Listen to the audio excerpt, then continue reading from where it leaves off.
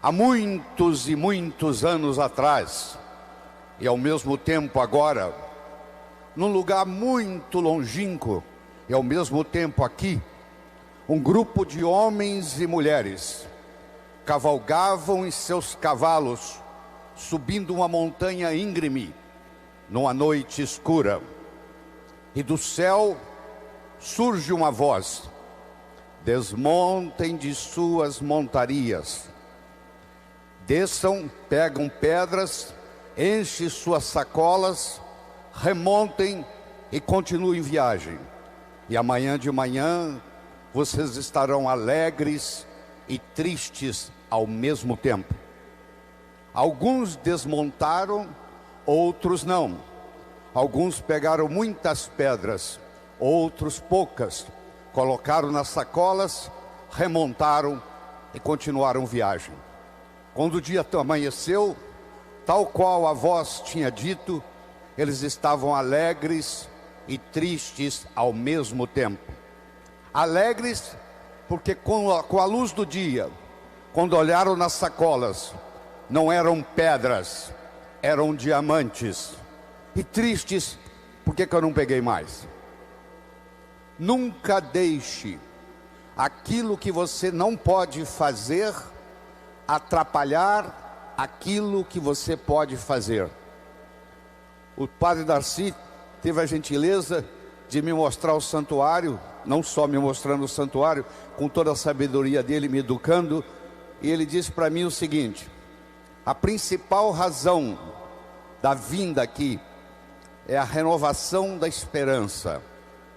Isso é muito importante, porque nós começamos a morrer quando as nossas recordações começam a ficar mais fortes que as nossas aspirações. Quando a pessoa começa a conjugar o verbo no passado, eu fiz, eu era, você sabe que essa pessoa começou a dar Deus para a vida. Então, quando você renova a sua esperança, você percebe que você pode ter novas metas, novos sonhos. E eu tenho aqui um desafio para você que está nos escutando. Eu gostaria que você agora pensasse nas 3 coisas mais importantes que aconteceu na sua vida até hoje, desde o dia que você nasceu até hoje. Quais foram as 3 coisas marcantes, boas na sua vida?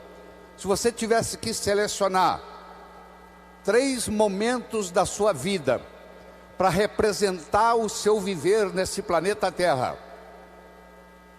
Teilhard de Chardin, o teólogo jesuíta francês, dizia que o seguinte: nós não somos seres humanos tendo uma experiência espiritual. Somos sim seres espirituais tendo uma experiência humana. Nós estamos passando um tempo aqui na Terra para adquirir uma experiência humana. Temos momentos agradáveis e momentos desagradáveis.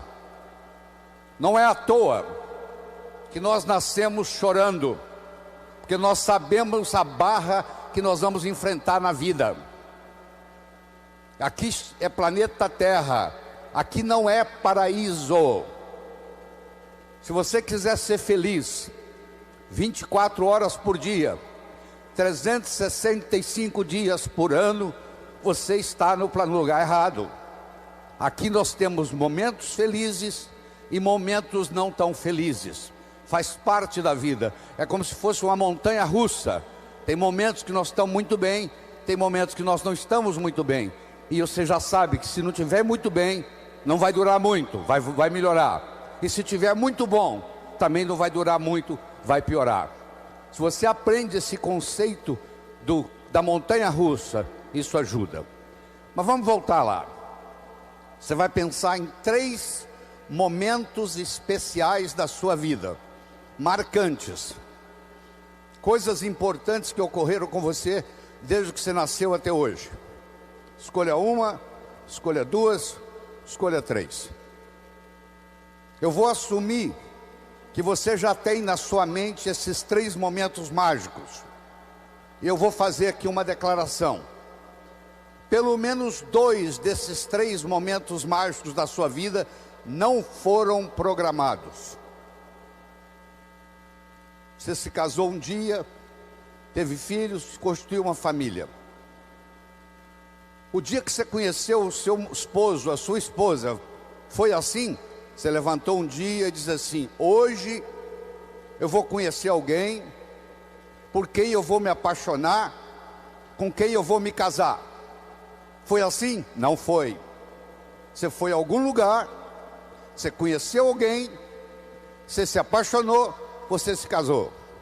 Se você começar a analisar sua vida, os momentos mágicos da sua vida não foram programados. Você estava fazendo uma coisa e num ângulo de 90 graus, algo aconteceu de mágico, de milagroso. São os milagres que acontecem a cada momento, que nós não chamamos de milagres, mas eles são milagres.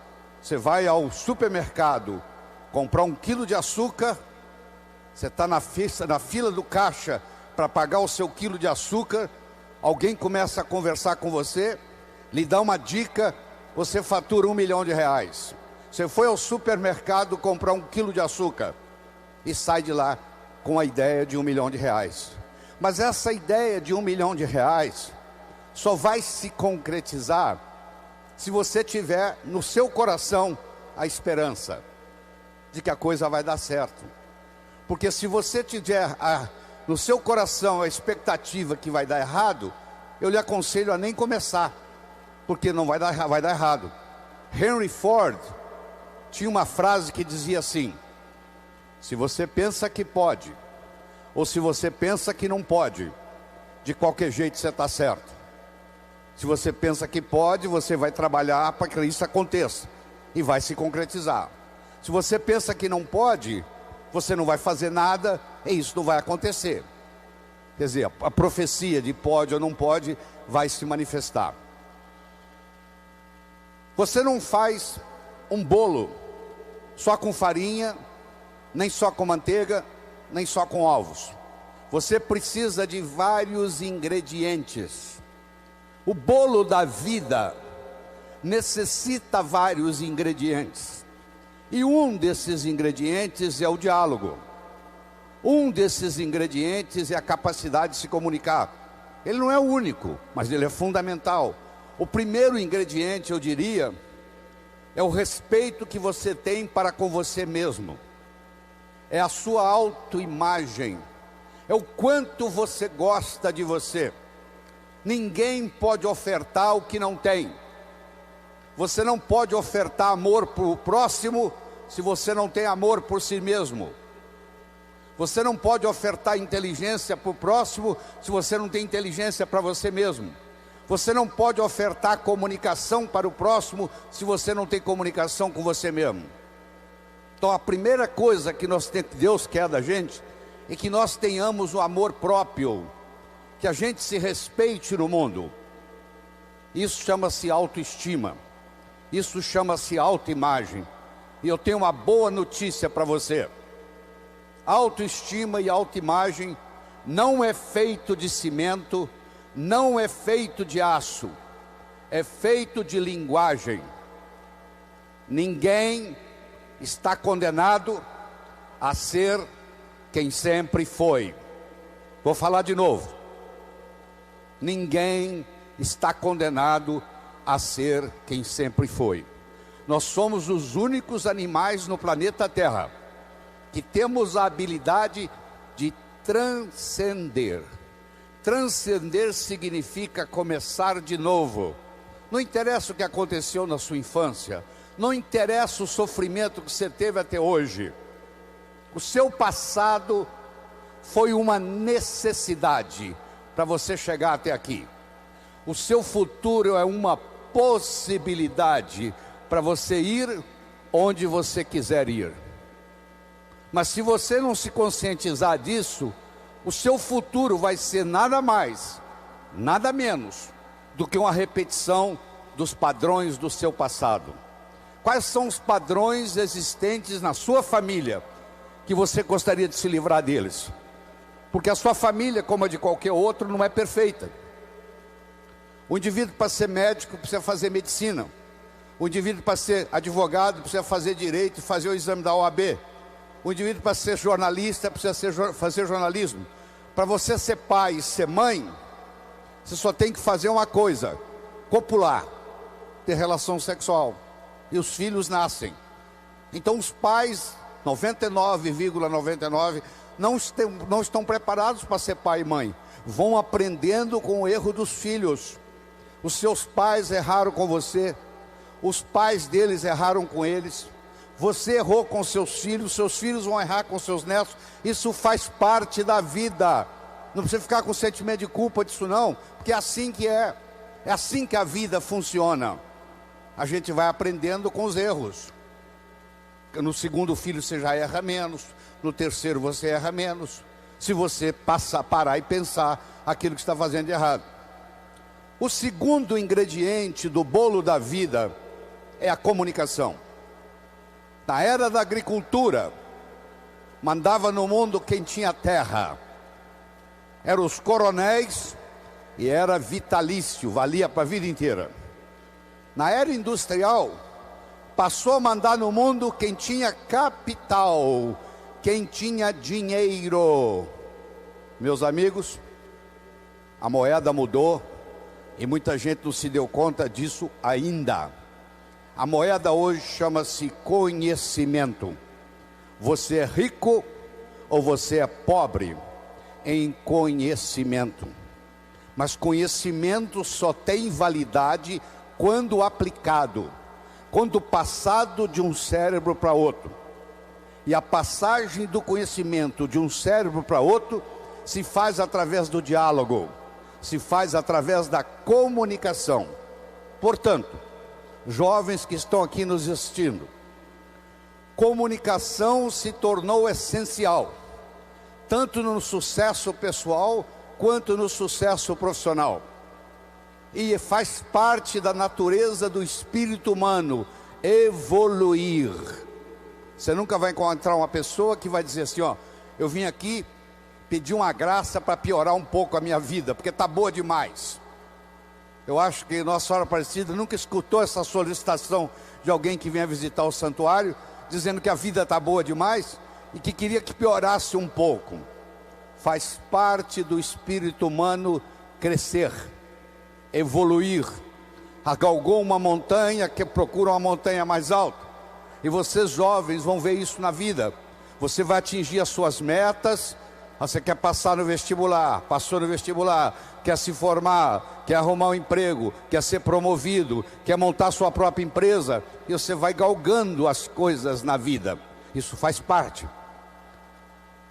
À medida que você sobe no escalão da vida, talvez o ingrediente mais importante seja o diálogo, seja a capacidade de se comunicar, seja a capacidade de se expressar, seja a capacidade de entender o outro. Então, se você me permite, eu vou apresentar para você um modelo de diálogo que eu desenvolvi. Você vai ver que eu desenvolvi, porque você nunca viu isso na literatura. Eu criei um modelo para isso. Deixa primeiro eu conversar com você sobre modelo. Se eu desse de presente para você agora uma pérola, você provavelmente ia colocá-la no bolso. Se eu me encontrar com você semana que vem e lhe der uma segunda pérola, de novo, você vai colocá-la no bolso. Se eu der para você daqui 15 dias uma terceira e última pérola, você vai colocá-la no bolso. Se eu me encontrar com você daqui 6 meses e perguntar, onde estão as pérolas que eu lhe dei? Você vai responder mais ou menos assim: a primeira, eu coloquei no criado mudo, a pessoa que arruma lá em casa não percebeu, jogou no lixo. A segunda, eu esqueci no bolso da calça, a calça foi para a lavanderia e a pérola não voltou. E a terceira, eu guardei tão bem guardado, que eu acabei escondendo de mim mesmo.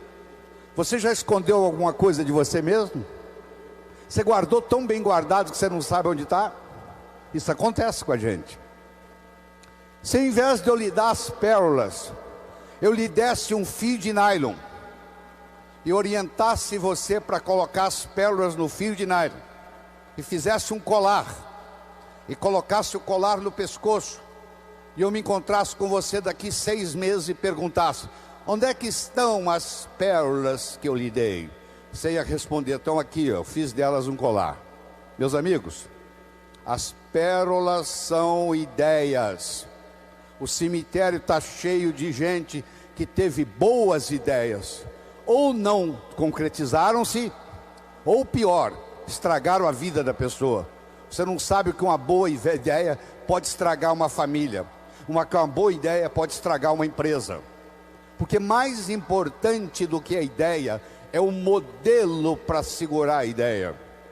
Se você conhecer um indivíduo que tem um bom modelo empresarial, se ele mora em Aparecida do Norte, se ele mora em São Paulo, se ele mora em Tóquio, se ele mora em Nova York, se ele mora em Sydney, na Austrália, ele vai se dar bem, empresarialmente falando, porque ele tem um modelo. Então vamos montar um modelo de diálogo. A comunicação tem 3 níveis. O primeiro nível eu chamo de boca-ouvido. O segundo nível eu chamo de cérebro-cérebro. O terceiro nível eu chamo de coração-coração. Vamos começar com o primeiro nível. Boca-ouvido. Deixe-me primeiro fazer uma distinção para você. Ouvir e escutar não são sinônimos. Você ouve com o ouvido, você escuta com o cérebro. Você já foi alguma vez num restaurante e pediu ao garçom para lhe trazer uma água com gás, e ele lhe trouxe uma água sem gás? Ou você fez uma solicitação e ele lhe trouxe outra? Aquele garçom, naquele momento que ele recebeu o seu pedido, ele estava operando no nível 1. No nível 1 ninguém é promovido. No nível 1 você não conquista as pessoas. No nível 1 você não vai para frente na vida. Não interessa a nota que você tirou na escola, isso não faz diferença, porque a escola lhe passa informação.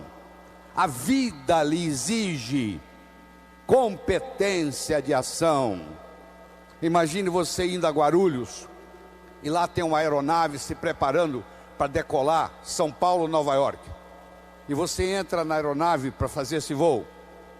E da cabine do piloto, o piloto fala assim: senhores e senhoras, eu não sou piloto, mas eu tenho muitas opiniões e já li muitos livros de como pilotar um avião. Você ficaria na aeronave? Não. Você não quer saber quantos livros o piloto leu. Você quer saber se ele tem competência de tirar a aeronave do chão, voar com ela e aterrissar são e salvo em Nova York. A vida exige da gente competência de ação. O que cai na prova não cai na vida. Se você observar na sua cidade, você vai encontrar indivíduos que eram CDFs, que eram estudantes brilhantes, e hoje são pessoas que estão perdidas na vida. E você vai encontrar também pessoas que eram estudantes medíocres, e hoje são excelentes empresários, estão contribuindo para o bem-estar da comunidade. Por que isso? Porque esses segundos, eles sabem dialogar com o mundo, eles sabem dialogar com a sociedade, eles aprenderam, talvez até intuitivamente, o poder da comunicação. Então, se você me permite, eu vou começar a trabalhar nesse modelo do nível 1, boca-ouvido, nível 2, cérebro-cérebro, nível 3, coração-coração. Deixa eu primeiro fazer uma afirmação. Nós só chegamos ao coração das pessoas passando pelo cérebro. Não tem outro caminho. É fácil você gostar de quem você gosta. Eu quero ver você gostar de quem você não gosta. Você faz uma decisão assim: a partir de hoje eu vou gostar de quem eu não gosto. Essa decisão é puramente do pescoço para cima. É uma decisão que não vai levar a nada. Porque se você não gosta da pessoa, fica difícil chegar no coração. O caminho para você você tem que entender a pessoa, entender a problemática dela, entender de onde ela está vindo, por que ela atua daquele jeito. Aí finalmente você aceita a pessoa e chega no coração.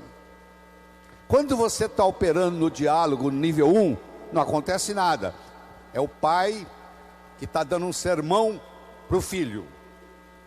E entra num ouvido e sai no outro. E o pai não percebe que ele vem falando isso há 5 anos e não funcionou nada. Pelo contrário, o filho até ficou rebelde de escutar o pai falar aquilo.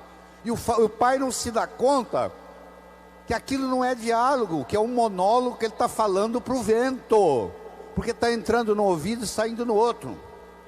Você deve conhecer um ditado popular que diz assim: a palavra convence, o exemplo arrasta.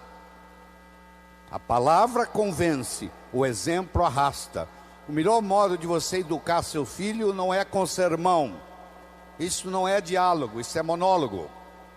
O melhor modo de você educar seu filho é com exemplo, dando exemplos. Aí a água mole em pedra dura, tanto bate até que fura. Ele vai vendo o exemplo daquilo que você quer que ele seja, ele vai observando aquilo todo dia, chega uma hora, ele e ela incorpora na estrutura psicológica. E como eu disse quando eu estava sendo entrevistado aqui na televisão, um pai de 45, uma mãe de 45, que conversa com um filho de 15, ela tem que entender que o filho de 15 nunca teve 45, e uma mãe de 45 já teve 15 anos. Então é função do pai, da mãe, descer ao nível do adolescente, para poder haver uma comunicação. Eu só posso me comunicar com vocês se nós fizermos uma conversa que interesse vocês. Não tem outro jeito. Eu tenho que ver o interesse de vocês e começar a fazer um assunto que interesse a vocês. Então eu tenho que fazer de acordo com o seu interesse, não de acordo com o meu interesse. Eu vou fazer a vitrine da minha loja não de acordo com o meu gosto, de acordo com o gosto do cliente que eu quero atrair. Ah, mas eu tenho uma loja, eu tenho uma cunhada que é decoradora interna, ela fez uma decoração muito sofisticada. Que produto que você vende? Aí eu vendo produto popular. Então você agora está com um problema sério. Quem gosta da vitrine entra, não encontra o produto que quer comprar. Porque quem gostou da vitrine sofisticada quer comprar produto sofisticado. E quem compraria o seu produto? Olha na vitrine, não tem coragem de entrar. Pronto, aquela vitrine tão bem organizada que a sua cunhada fez porque é decoradora interna, está atrapalhando o seu negócio. No diálogo, na comunicação, nós temos que modificar um pouquinho aquela frase que você conhece, que não é da Bíblia, tá? Quando eu falar, você vai falar, isso está na Bíblia, não está não. A frase é assim: faça aos outros o que você gostaria que fosse feito a você. A verdade não é bem essa. Faça aos outros o que os outros gostariam que fosse feito a eles. Se eu convidar você para jantar na minha casa em São Paulo, eu não vou lhe servir o meu prato favorito. Pode ser que você nem coma. Eu vou perguntar o que você gosta. Se eu quero agradar alguém num processo de diálogo, eu tenho que ver o que a outra pessoa quer ouvir. Eu vou começar por ali, e não o que eu quero passar. Quero que você entenda isso. Faça aos outros o que os outros gostariam que fosse feito a eles. Deixa eu contar para você uma pequena história. Eu conheci um senhor em São Paulo, um empresário muito bem sucedido, que me contou assim: doutor Laí, eu tenho um irmão gêmeo, único, univitelino, idêntico, igualzinho a mim. Eu nasci em Campina Grande, na Paraíba. Aos 14 anos eu me desentendi com a minha família, briguei com meu pai, briguei com a minha mãe, briguei com meu irmão, pulei na carroceria de um caminhão e fui para São Paulo. Eu fiquei 25 anos sem se comunicar com a minha família. E aqui em São Paulo eu ganhei dinheiro, virei empresário e tal. 25 anos depois eu ligo para casa. Eu fico sabendo que o meu pai já tinha morrido, que a minha mãe já tinha morrido e que sobrava esse meu irmão.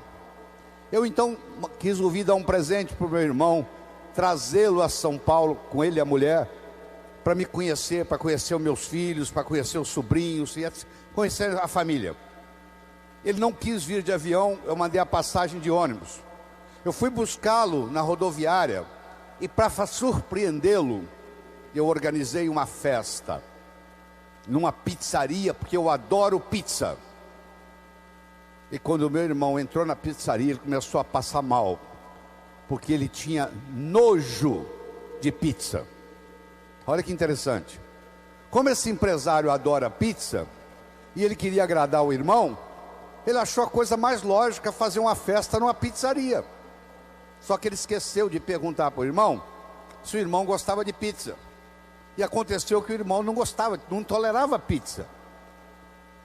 Isso exemplifica o que está acontecendo com a gente. Eu quero mostrar o meu ponto de vista para você, mas eu não me preocupo como que você vai receber esse ponto de vista. Aí sabe o que acontece? A natureza colocou um ouvido no mesmo nível do outro. Entra num ouvido e sai no outro. Aí não deixa de ser diálogo, passa a ser monólogo, porque não tem repercussão. Para esse diálogo se ocorrer, primeiro eu tenho que ter uma mensagem forte. Você só vai continuar me escutando se você estiver gostando da mensagem. Eu tenho que ter algo para poder passar para você. Essa é a mensagem. Segundo, nós temos que conversar de uma forma metafórica. Como é que Jesus ensinava? Jesus ensinava contando histórias. Como é que eu vou ensinar para um sapo que nunca saiu da lagoa, como é que é a onda do mar? Imagine esse problema. Você vai ensinar para um sapo que nunca saiu da lagoa, como é que é a onda do mar? Como é que Jesus ia ensinar como é o mundo espiritual para quem está na terra? Sabe o que ele fazia? Ele fazia de uma forma metafórica. Ele contava parábolas, ele contava histórias. Quando eu lhe conto uma história, você não pode dizer que você não concorda com ela. Eu estou lhe contando uma história, e dentro da história eu coloco a ideia que eu quero passar para você. Era uma vez um navio de alta prioridade, porque carregava ouro, e de repente o motor desse navio enguiçou, e o dono do navio disse: para, traga aqui o melhor mecânico da região. Eles trouxeram. Ele trabalhou um dia inteiro, não conseguiu consertar o motor. Ele disse: para, traga aqui o melhor engenheiro mecânico do país mais próximo. Eles trouxeram. Ele trabalhou 2 dias, não conseguiu consertar o navio. Ele disse: para, traga aqui de onde estiver, de helicóptero, quem montou essa máquina desse navio. E eles procuraram, encontraram e trouxeram ele e um assistente. E eles desceram no navio de helicóptero, foram até a casa de máquinas, escutaram o barulho da tubulação, tocaram nos tubos, e tinha uma válvulazinha vermelha num canto. E ele perguntou para o assistente dele: você tem um martelo? Tem, me empresta. Ele foi lá e pim, ligue. Eles ligaram, tudo funcionou às mil maravilhas. Os 3 indivíduos que trabalharam, o primeiro que trabalhou um dia, o segundo que trabalhou 2 dias, e esse que deu a martelada na válvula, mandaram as suas respectivas contas. Quem trabalhou um dia mandou uma conta de $100. Quem trabalhou 2 dias mandou uma conta de $400, $200 por dia, porque ele havia trabalhado 2 dias e ele era mais sofisticado do que o outro. E quem deu a martelada mandou uma conta de $10.000. O dono do navio falou: eu vou pagar, porque ele consertou o meu navio, mas eu só pago com uma condição: que ele mostre como é que ele chegou à conclusão de me cobrar $10.000. E ele mandou um bilhete para o dono do navio: para dar a martelada, $1, para saber onde bater com o martelo, 9.999. Olha que interessante. Você imagine que nós estamos almoçando e eu conto essa história para você. Aí nós estamos num diálogo, almoçando. Aí você vai para o seu escritório comigo e você está pensando em me contratar para ser seu consultor na sua empresa. E você pergunta assim: doutor Laí, qual é a sua remuneração? E eu falo um preço elevado. Ao invés de você falar é caro, você vai pensar assim: esse cara sabe onde bater com o martelo. Eu preparei o seu cérebro para escutar o meu diálogo com você. Através de quê? Através de uma história, através de uma metáfora. A pessoa que sabe dialogar, ela conversa metaforicamente. O político que ganha a eleição é um contador de histórias. O padre que faz o sermão que agrada a todos é um contador de história. Porque quando você está contando uma história, a mente crítica baixa. Você conta a história e leva o que você quer levar junto da mensagem. E a mensagem entra na estrutura psicológica. Terceira coisa importante no diálogo é uma linguagem apropriada. Você já foi a um médico e o médico começa a usar aquela terminologia médica que só ele entende. E aí você volta e a sua família te pergunta: e aí, o que você tem? O que o médico falou? Ah, não entendi o que o médico falou. Esse médico não tem nada de inteligente. Ele tem que conversar numa linguagem que o paciente entenda. Você está com um processo difícil na justiça, você vai visitar um advogado e ele começa com aquela terminologia jurídica e você não sabe o que ele está falando, precisa de alguém para traduzir. A própria Bíblia tem uma citação dizendo que se você não falar a linguagem de quem está lhe escutando, você está falando aos ares. Então é muito importante, quando você vai dialogar com alguém, não está na hora de você exibir vocabulário sofisticado, não tá tem que ser um diálogo onde a pessoa inteligente entenda. Ela não precisa ter nenhuma sofisticação intelectual para entender. Deixa você usar a terminologia intelectual quando você estiver conversando com o intelectual. E outra coisa importante é a percepção. Uma coisa é o que você está passando, a outra coisa é que o outro está captando. Ah, você é um vendedor? Sou. Você é um bom vendedor? Ótimo vendedor. E aí, você tem vendido bem? Não, tem vendido muito mal. Então você não é um bom vendedor. O aluno que diz que é bom aluno, ele tem que me mostrar um boletim bom. Eu não conheço bom aluno com boletim ruim. O mínimo que você tem que me mostrar como bom aluno são boas notas no boletim. Isso lhe caracteriza como bom aluno. Se você é vendedor e você não está vendendo o que você gostaria de vender, você vai me desculpar, a tecnologia, a abordagem que você está usando de vendas está sendo inadequada. Talvez a sua linguagem não está sendo apropriada, talvez a sua mensagem não está sendo forte o bastante, talvez você não esteja fazendo uso dos recursos da metáfora, das histórias. Semana passada teve um cliente aqui e eu falei para ele o seguinte: aí você pode falar o que você quiser, que você está falando, você está contando para esse cliente que está na sua frente o que você fez com o cliente da semana passada, o que você falou para ele. Mas na realidade você está falando para esse escutar, mas você usou o artifício metafórico de que você está falando para o outro. E quando você trabalha esse fenômeno do diálogo desse jeito, quando você termina, a pessoa se sente convidada a participar das suas ideias. Ela se sente...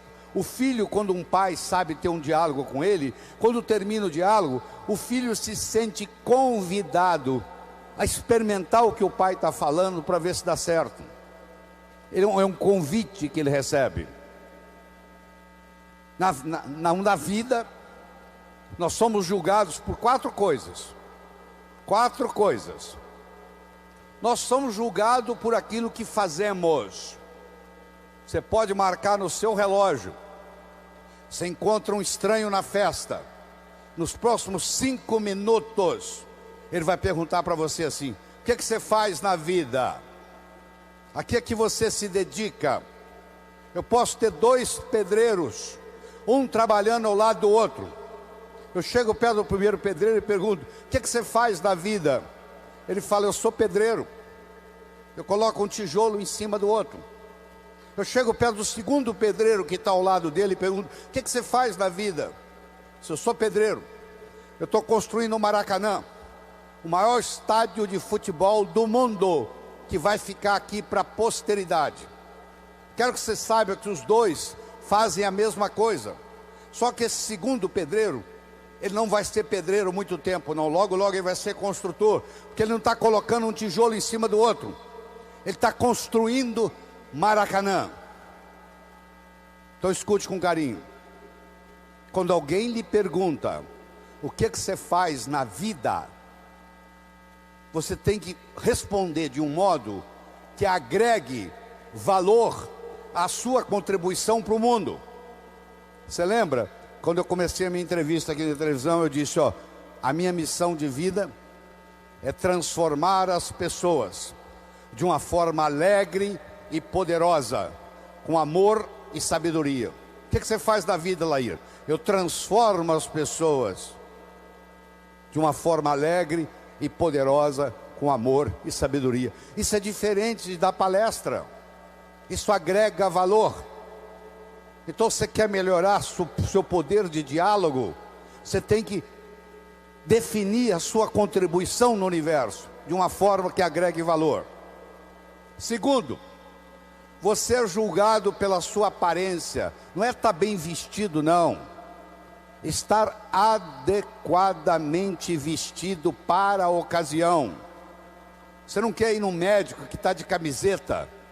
Você quer ir num médico que esteja de branco, de preferência com estetoscópio no pescoço, que você chega lá, ele tem um arquétipo do branco. Se você pensa nos anjos, eles se vestem de branco. Se você pensa nos profetas, eles se vestem de branco. Se você pensa nos santos, a maioria se veste de branco. O branco tem um arquétipo de cura. Quando você está de frente de um médico que está todo de branco, só de você olhar o médico você já começa a melhorar, antes dele receitar qualquer coisa, antes dele examinar você. É uma pena que os médicos não entendam a força do arquétipo branco no processo de cura. É uma pena. Terceiro, você é julgado pelo que você diz. Enquanto você não disse nada, ninguém sabe se você é inteligente ou deixa de ser. No momento que você falou e falou besteira, não tem jeito de você voltar atrás. Uma palavra falada, uma flecha lançada, uma oportunidade perdida, não tem jeito de voltar atrás. Então muitas vezes você tem que morder a língua, porque uma vez que você falou uma coisa inadequada, você não tem jeito de trazê-la de volta. E finalmente ser julgado, não só pelo que você diz, mas como você diz o que você diz. Eu poderia trazer alguém aqui que falasse exatamente o que eu estou falando. A apresentação poderia ser muito melhor ou muito pior. Porque não é só o que eu estou falando que conta, é como eu estou falando o que eu estou falando. Eu não sei se você conhece uma frase que diz assim: o cantor é mais importante do que a canção. Se você tem um cantor favorito e ele canta uma música que toca o seu coração, aquela mesma música, aquela mesma canção cantada por um cantor que você não gosta, vai ter um impacto diferente. Então nós somos julgados pelo que fazemos, somos julgados pela nossa aparência, somos julgados pelo que dizemos e somos julgados como dizemos o que dizemos. E nessa parte do diálogo, de como dizemos o que dizemos, vem o modelo que eu estou discutindo com você, que tem um nível 1, que não acontece nada, que você está perdendo tempo, que é o boca-ouvido, é o que você pede ao garçom uma água com gás, ele traz uma água sem gás, porque entrou num ouvido e saiu no outro. Quando ele chega lá na cozinha, ele já não sabe o que ele vai trazer. E muitas pessoas trabalham nesse nível e não vão para frente na vida, porque comunicação é essencial. Hoje, se você tirar a comunicação do mundo, você destrói o mundo. porque a informação só tem validade quando ela passa de um cérebro para outro, e ela, para passar de um cérebro para outro, tem que ter algum tipo de diálogo, senão não tem jeito. Eu disse para você que o bolo da vida tem vários ingredientes. Nós começamos falando da autoestima, estamos falando da comunicação, do diálogo. Deixa eu tocar um pouquinho nos outros. Outra coisa importante para você jovem que está nos assistindo, e é jovem de qualquer idade, tá? Juventude é uma coisa que você decide. Eu tenho 65 anos de idade, tá? Mas tenho a energia de jovem. O que eu vou fazer na vida está para frente ainda. Já fiz muita coisa, mas o que eu vou fazer muito mais ainda está pela frente. Quando eu mantenho esse foco no que eu vou fazer, o meu organismo não envelhece. Ele mantém a energia da juventude. Então, estabelecer metas. Todos vocês conhecem o conceito de uma ampulheta, não conhece? Você já pegou uma ampulheta na mão? Aquele reloginho de areia? Vamos imaginar uma ampulheta. A ampulheta tem a areia que ainda não caiu, a areia que está caindo e a areia que já caiu. A areia que ainda não caiu é o futuro. A areia que está caindo é o presente. E a areia que já caiu é o passado. Deixa eu focar um pouquinho no presente. Sabe por que o presente chama presente? Você já parou para pensar por que o presente chama presente? Porque é um presente de Deus, eterno. Não interessa onde você estiver, é aqui. Não interessa que hora for, é agora. Você já viu que a sua vida é um eterno aqui e agora? Aqui e agora? Aqui. Não interessa onde você estiver, é aqui. Não interessa que hora for, é agora. A vida é um eterno aqui e agora. Aqui e agora. Aqui e agora. Aqui e agora. Esse aqui e agora é o nosso presente. É nesse momento que você vive a vida. Se você não consegue ficar no aqui e agora, é como um gato que passa por um telhado de zinco quente, só sente o calorzinho da vida. E tem gente que está assim, está dominado pela tecnologia. É o relógio, é o celular tocando. A pessoa não vive mais o momento.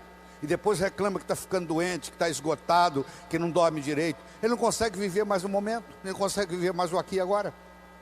Mas vamos voltar na nossa ampulheta. A areia que ainda não caiu é o futuro, a areia que está caindo é o presente, a areia que já caiu é o passado. Você aprendeu, e é verdade que você aprendeu, que o passado cria o presente cria o futuro. Isso é verdade, verdadeiro. Mas Einstein provou a não linearidade do tempo. O tempo não é linear. Então eu vou provar para você agora, nessa conversa aqui, que o futuro cria o presente também. E o presente recria o passado. Então vamos lá. Se você comprar na segunda-feira uma viagem de volta ao mundo para daqui um mês, eu lhe garanto que a segunda-feira já começa a ficar mais interessante. Faltam 30 dias, 29, 28, 27, 26, 25 para a viagem.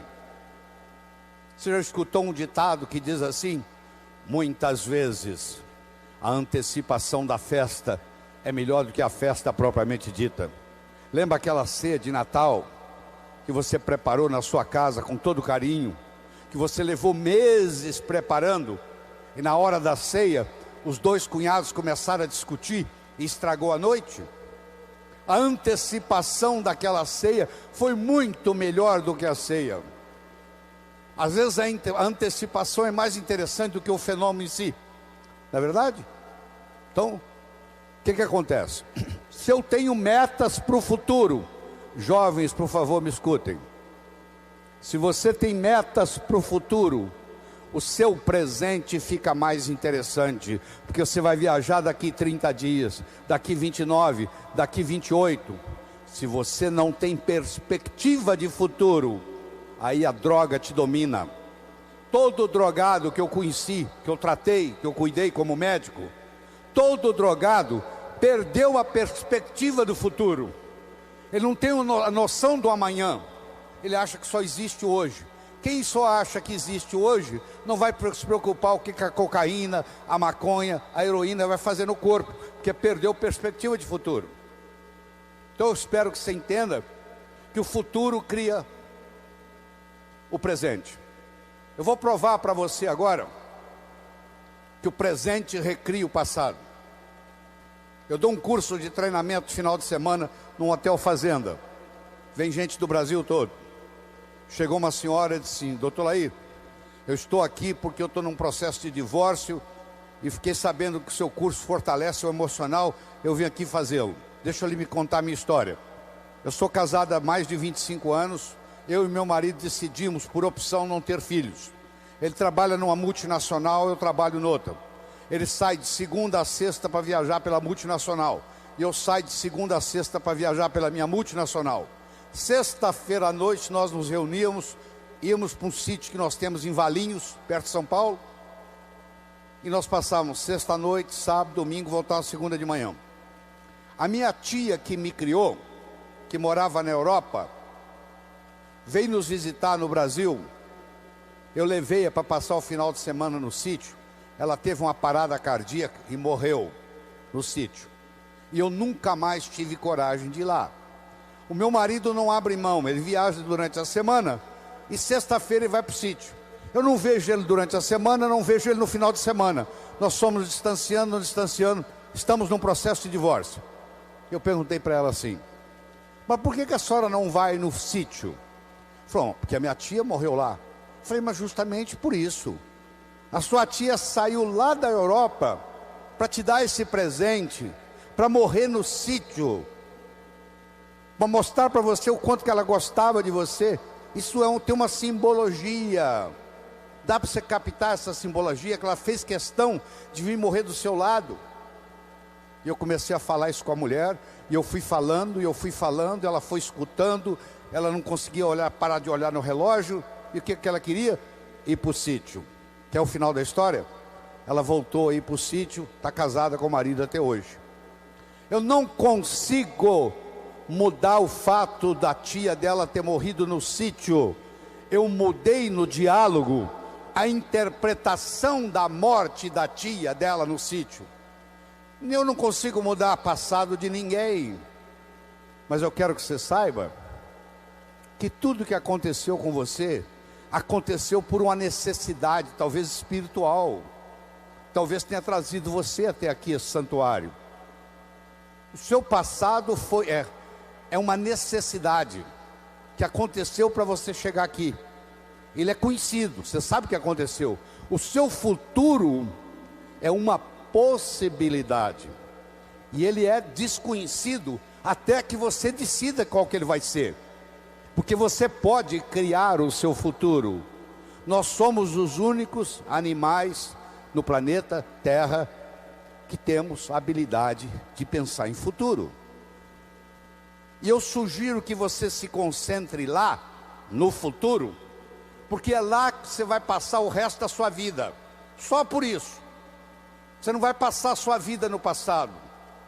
Perdão, antes de ser um ato de amor, é um ato de inteligência. Só não perdoa quem é burro. Eu não vou perdoar o meu pai pelo que ele me fez. Onde é que está seu pai? Ele já morreu. Ele vai ficar muito sem dormir hoje à noite por causa disso.